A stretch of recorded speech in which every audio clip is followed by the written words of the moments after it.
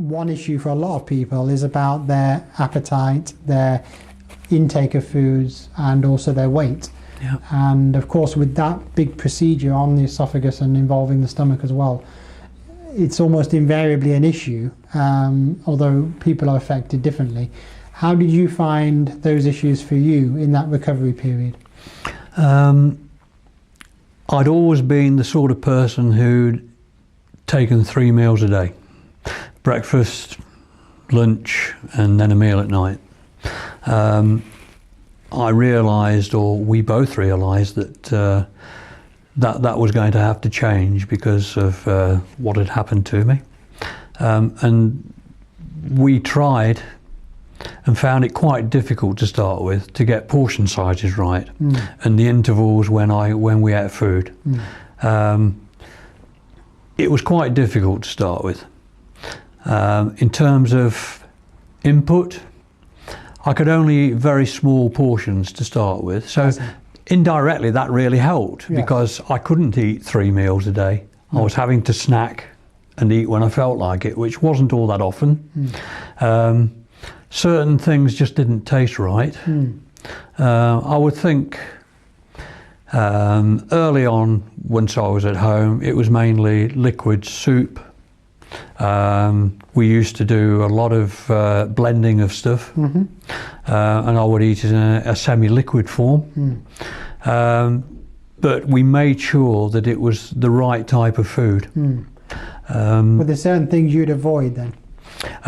Yeah, there are, even today, there are things that I'm very lucky in terms of my diet. I can eat virtually anything I want to, but there are certain things that don't suit me so well. Vegetables I'm okay with, but sometimes things like lettuce, it repeats on me. So I'll eat it, but I don't eat as much as I used to.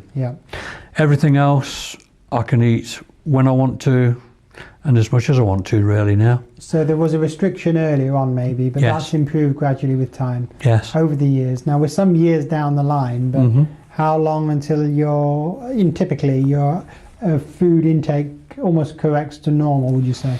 I would think getting used to the portion sizes and what suited me and what didn't, I would think to get my calorie sort of intake back up to what it was, it took us 15 to 18 months, I would think, genuinely, to do that. And during that time you also had assistance either from the dietitian or specifically from supplements, i.e. being prescribed food build-ups. Yes, I was given supplementary drinks to come home with, which I took religiously.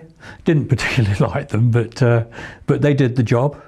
And I think that set the base for me really, as a platform for me to carry on with other things. Yes, you see those are often prescribed and they can be thought of as a form of medicine really, as a kind of form of therapy. But you can sometimes, if food is a real problem, think of your normal food intake as a form of treatment as well.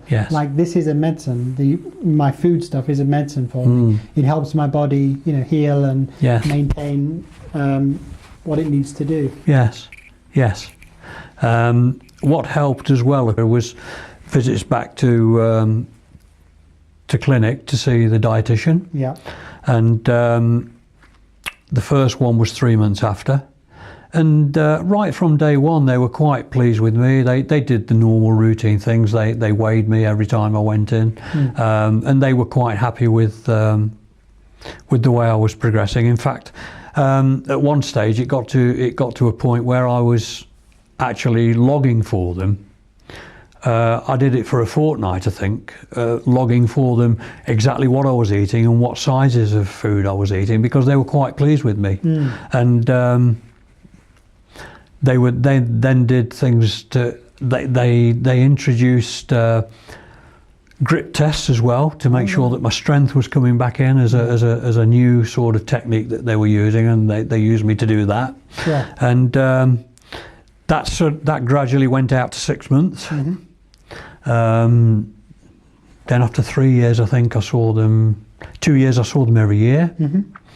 And I've now been discharged from them. I don't see them anymore, and I didn't see the consultant who did the procedure at all.